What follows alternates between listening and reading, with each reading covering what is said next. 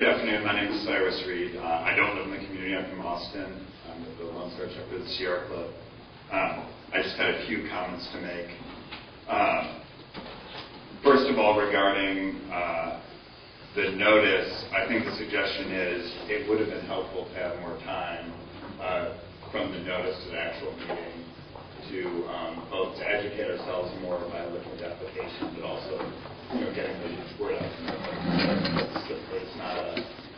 It's not to blame anyone. It's to say it might be in the interest of this community and others to have subsequent scope of meetings to get the word out. And I realize that here locally there have been notices given to folks to simply make that statement.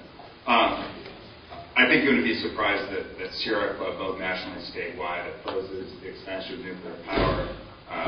I'm not going to get into a long diatribe about why that is, but try to focus on this plan and say, in terms of the environmental assessment, one thing that I hope you'll do in your assessment of their assessment is to look carefully at their section dealing with the need for energy and the need for this type of power. One thing I would say is because of when their assessment was written, it was based upon numbers which we already think aren't legitimate. Those numbers are based on ERCOT projections of 2007. Already the ERCOT projections about power needs in Texas of May of 2008 have a much different view on the need for additional power in the coming years. And that's simply in part because of changes in the growth of our economy, but also in part because Texas has fairly aggressively begun to implement energy efficiency programs. And so we don't believe this plan is needed to meet our energy needs. And we think there are documents out there that would support that view, including ERCOT's own projections. And I would also point out that we have a new Speaker of the House, someone who is very much in favor of energy efficiency. He passed legislation last session.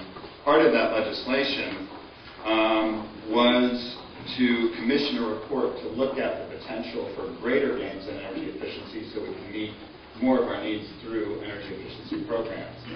So I would urge you to both look at the ITRON report, and I can, in my written comments, I can get you a reference to that.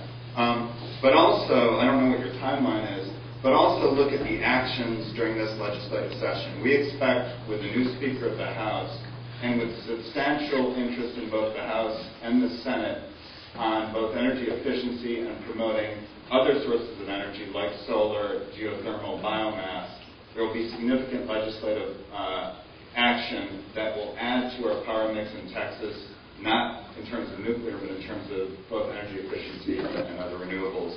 And I left in the back some of the legislative goals that Lone Star Chapter of the Sierra Club has, all of which, frankly, are also for our economic benefits, about promoting other kinds of energy use and energy efficiency that are also good for the economy. And our view is that if you look at all the different energy sources, nuclear really should be the last option to look at. So I want you to look at that projection, look at some of the studies that have been done by ITRON, by ACEEE, and others for Texas, to see if their assessment is realistic in terms of what's needed in Texas, and whether we can't meet those demands through other means, including means that, frankly, Lumen is looking at, like wind, and I know they're looking at the potential for utility-scale solar. So I urge you to look at that. Like Representative Burnham, I do have significant questions about water quantity and water quality and the impacts of taking that much water from Lake Granbury downstream. And I would urge you, as part of your assessment, to also look at climate models and whether, given what we think we know about climate change, how that will change the water balances in Lake Granbury.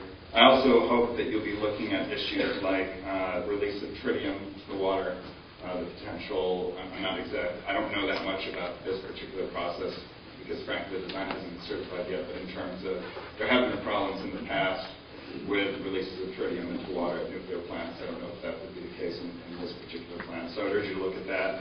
I would urge you to look at, there's not a lot of scientific study on what are the impacts of noble gases, which are often released at nuclear plants, but I hope that will be part of the review as well. And finally, I hope you're going to look at the whole cycle. Well, we're talking about a license for a particular plant to basically boil water.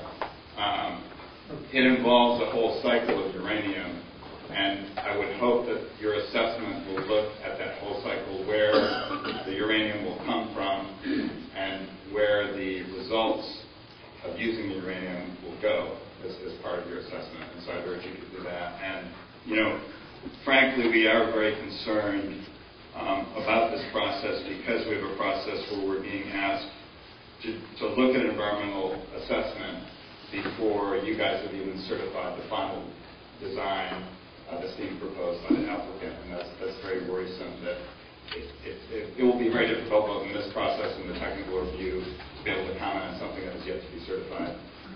But that's the box we've put ourselves in, and I think it's going to work. Thank you.